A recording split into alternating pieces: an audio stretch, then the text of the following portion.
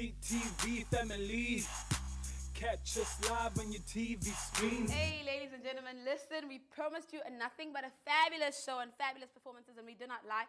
The next person who's performing goes by the name of Felix, and I promise you, if you live in Cape Town, you have seen him. He's always performing at the Gardens. If you don't know Gardens, then surely you don't live in Cape Town, because everybody knows Gardens, the CBD. He also does perform at Kasaba, which is in Woodstock, every Thursday at 6 p.m. So if you want to catch him, please do support him. But right now, though, I feel like Rondile needs to stop yapping, and actually you need to see this beautiful, fabulous performance from Felix.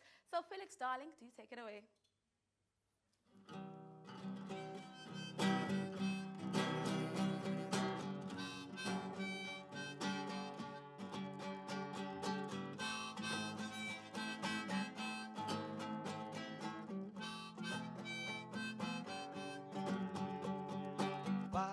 Love something I never knew before. Even you are strong like a stone. Can it make you happy, make you cry? Give you chance to make.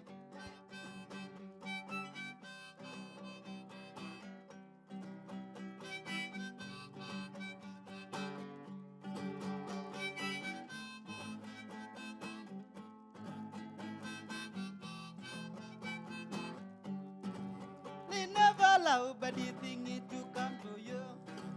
Do nothing here, do hurry you, baby. Do not you be wakey watching it for you. Sleep the next day when you go to work.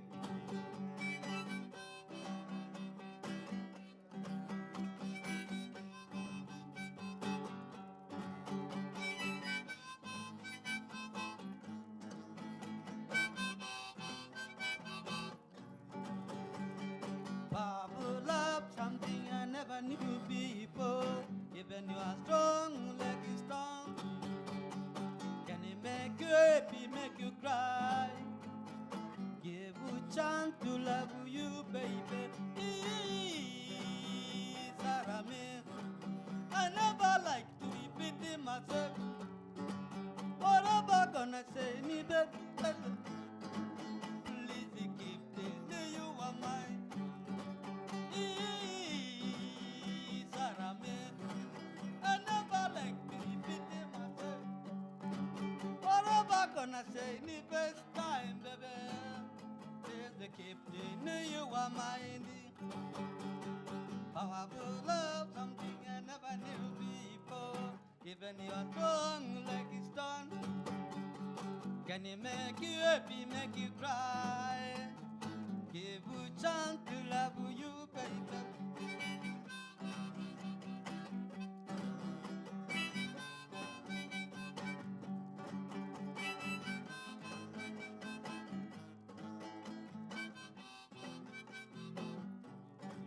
I want to let and I want it to touch you.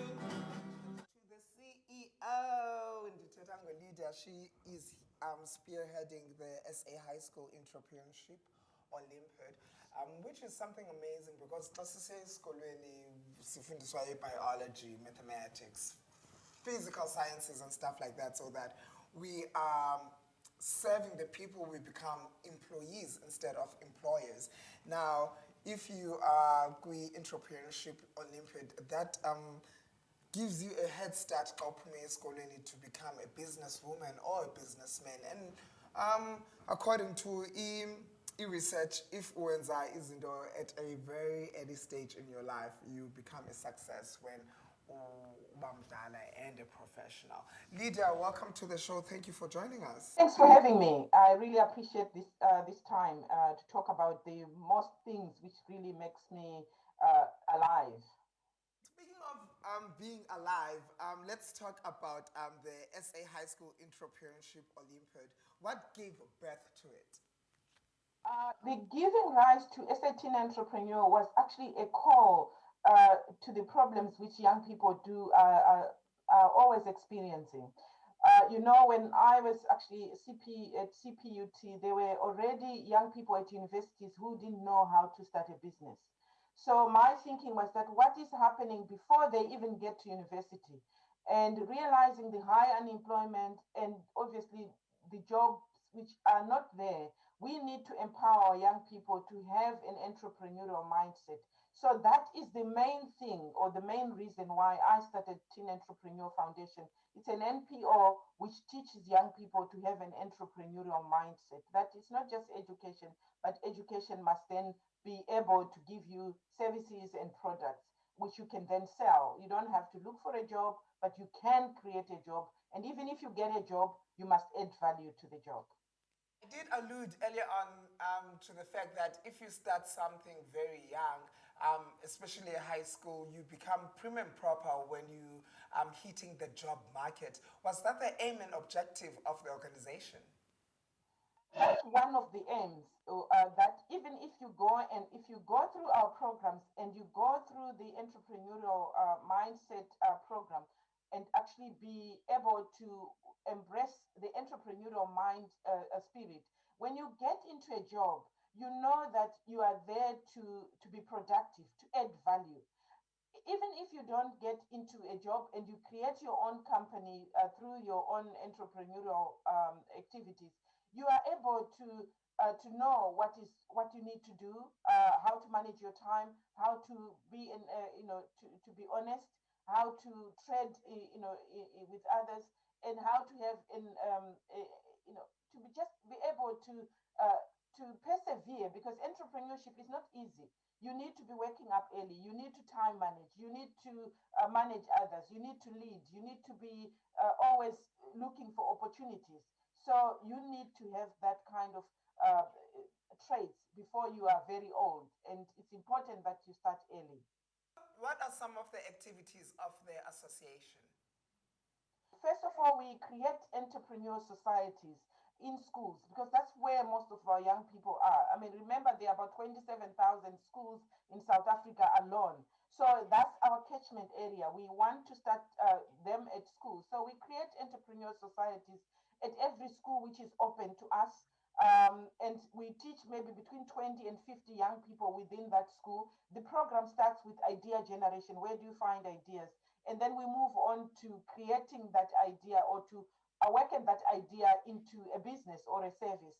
And we only leave those kids when they actually understand. So the idea is, if you can come to an idea or have an idea, by the time you leave school, you possibly have 20 or so ideas, but you actually know what is the next step after getting an idea, because an idea is not a business.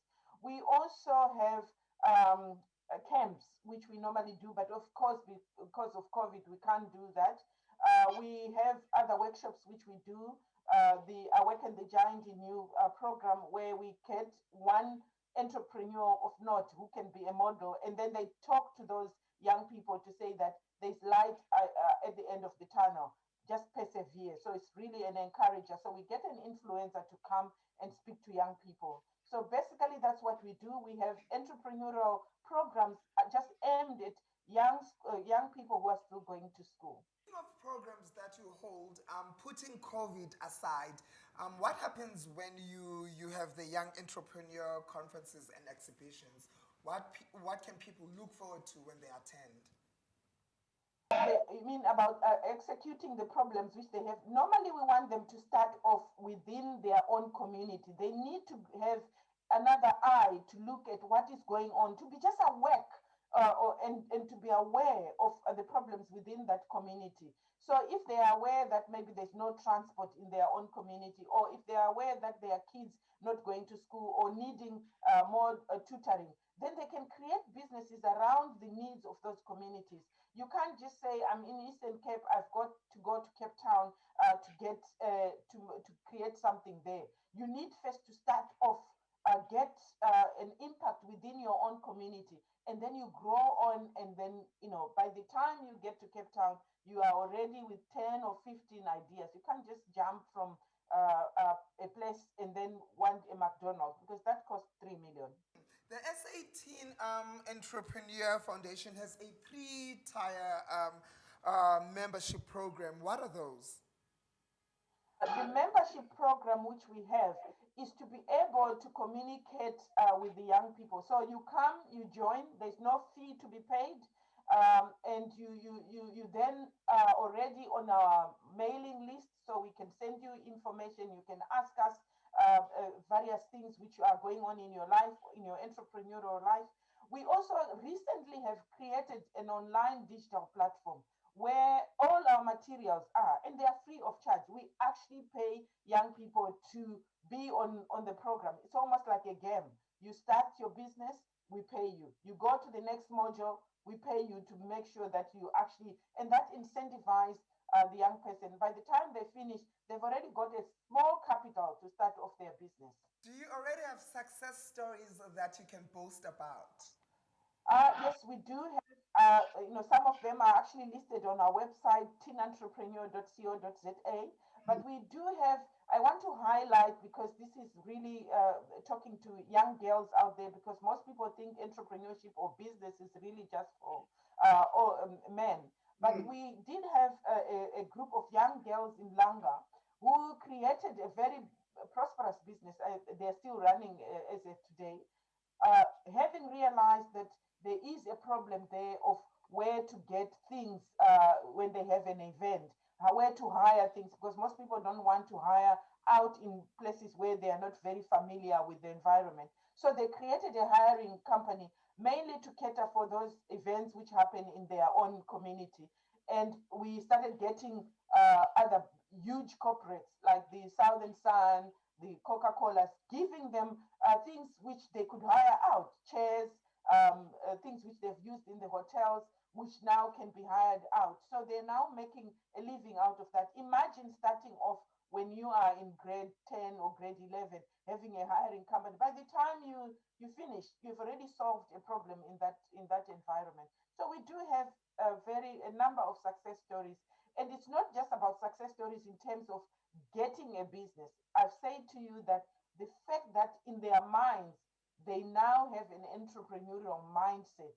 When you employ them, they are going to be responsible. They're going to add value. They're not just going to sit and say, Lydia, what can I do? But they're going to say, I'm thinking this is the way we should go.